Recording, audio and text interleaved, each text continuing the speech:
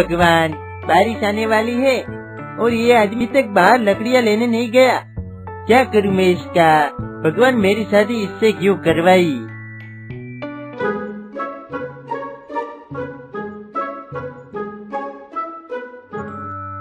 अरे क्या हुआ, क्यों चिल्ला रही हो?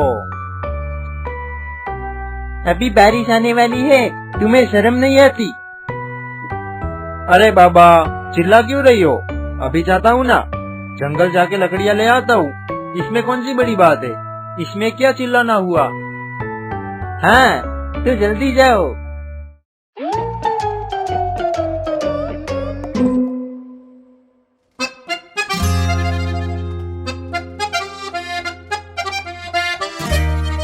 अरे मुझे कैसी बीवी मिली है, जब देखो तब डांटती रहती है, जब देखो तब।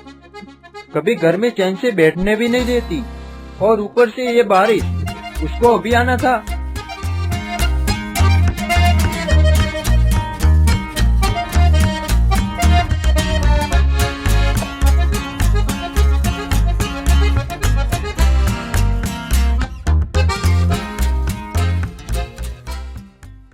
ये आदमी अभी गया है लकड़ी लाने, आते वक्त बारिश आ जाएगी, सारी लकड़ियाँ भिगो देगा। अरे ये क्या, ये आदमी कैसा है? कूलर तो लेके ही नहीं गया, अब कैसे लाएगा लकड़ियाँ? आज तो ये बिना लकड़ी के वापिस आता है तो उसकी खैर नहीं।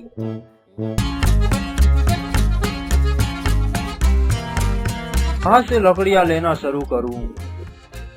अरे मैं तो कूलर लाना भूल ही गया, अब क्या करूँ? बिना लकड़ियों के घर पर जाऊंगा तो मेरी बीबी मुझे मार डालेगी। हे भगवान, क्या हुआ मेरे साथ? अरे ये क्या, ये किसकी लकड़ियाँ पड़ी है? मुझे लगता है कोई भूल गया है। ऐसा करता हूँ, इसको मैं ही ले लेता हूँ। धन्यवाद भगवान जी, आपने मेरी मेहनत बचा ली। पर चंपा को पता नहीं चलना चाहिए, वो मुझे मारेगी वो अलग, ऊपर से खाना भी नहीं देगी शाम का। भगवान बचा लेना।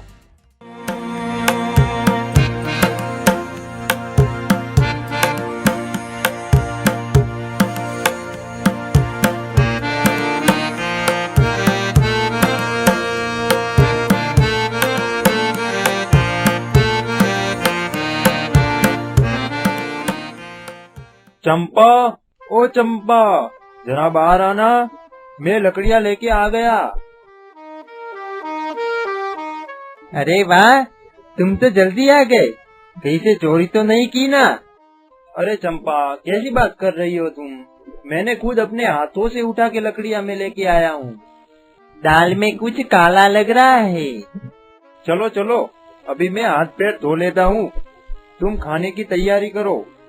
ठीक है, तुम जाओ, हाथ पैर धो के आओ, मैं खाना लगा देती हूँ।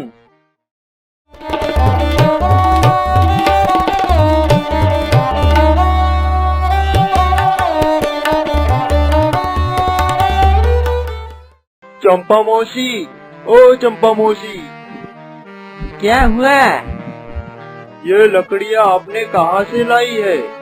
ये लकड़ियाँ तो चंदू लेके आया है जंगल से। ये लकड़ियाँ मेरी है, मैंने इकट्ठा की थी। ये लकड़ियाँ चंदू चोरी करके ले आया है। चंदू ऐसा कैसे कर सकता है? तुम अपनी लकड़ियाँ लेके जाओ, आज तो चंदू की खैर नहीं। अरे चंपा, तूने अभी तक खाना भी नहीं परोसा। हाँ हाँ, अभी लगाती हूँ ना, अभी लगाती हूँ खाना। लकड़ियाँ चोरी करते हो? हाँ, लकड़ियाँ चोरी करते हो और लकड़ियाँ देर से लेने जाते हो। आगे से ऐसी गलती मत करना, नहीं तो फिर से ऐसी ही हालत होगी।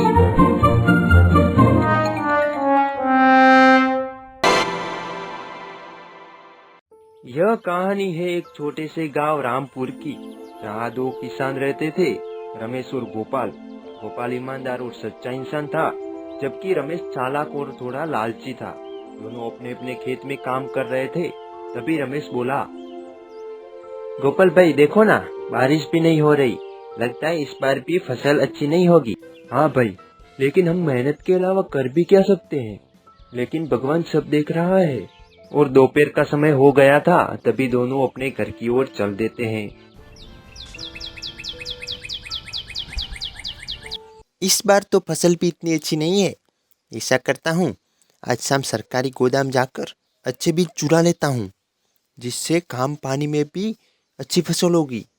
रात होते ही रमेश सरकारी गोदाम की तरफ निकल पड़ता है। सरकारी गोदाम जाकर चुपचाप अंदर से बीज चुरा लेता है और किसी को पता भी नहीं चलता।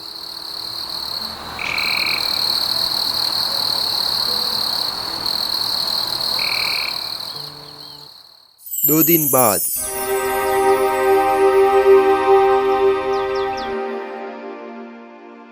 मैं अपने खेत में इतनी मेहनत करता हूँ, फिर भी मेरी फसल इतनी अच्छी नहीं है, और रमेश इतनी मेहनत भी नहीं करता, फिर भी उसकी फसल हरी भरी है।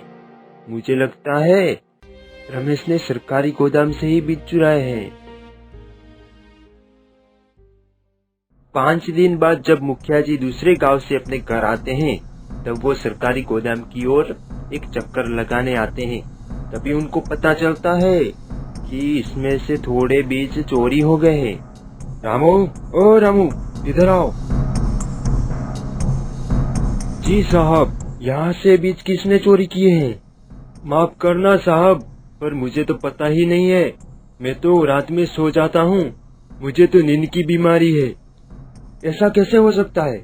तुम अभी गांव में जाकर सभी गांव वालों को इकट्ठा करो, हमें पता करना है कि बीज किसने चुराए हैं। ठीक है साहब जी। हमारे सरकारी गोदाम से बीज चोरी हुए हैं, किसने चुराए हैं बता दो, वरना उसकी सख्त कार्रवाई की जाएगी।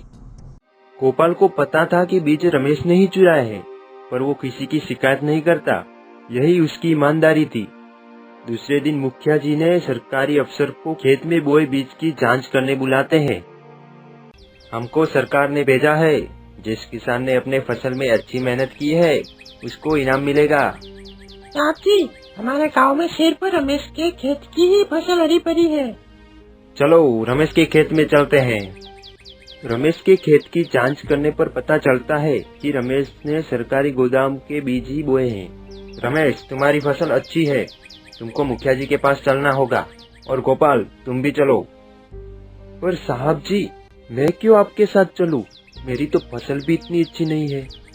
फिर भी तुम रमेश के पड़ोसी हो, इसलिए तुम्हें भी चलना होगा। मेरी किस्मत कितनी अच्छी है, बिना मेहनत के सब मिल जाता है। देखो ना, बिना मेहनत किए फसल भी अच्छी हुई, और ऊपर से सरकार मुझे इनाम भी देगी। बेचारे गोपाल को तो देखो, पूरा दिन मेहनत करता है, फिर भी उसकी फसल अच्छी नहीं है। मैं तो खुशनसीब हूँ। गोपाल, रमेश और सरकारी अफसर मुखिया जी के पास जाते हैं।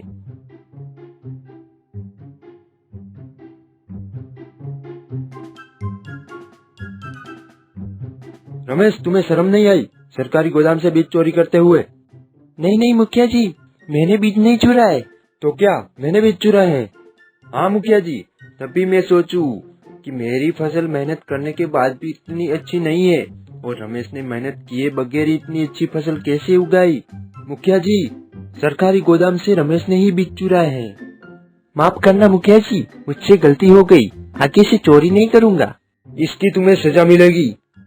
गोपाल, तेरी ईमानदारी ने आज मुझे सम्मान दिलाया है, सरकार की तरफ से तुम्हें 5 बोरी अनाज मिलेगा। धन्यवाद मुखिया जी। सच्ची मेहनत और ईमानदारी हमेशा जीतती है। यह कहानी हमें याद दिलाती है कि भले देर से मिले, पर सच का फल मीठा होता है।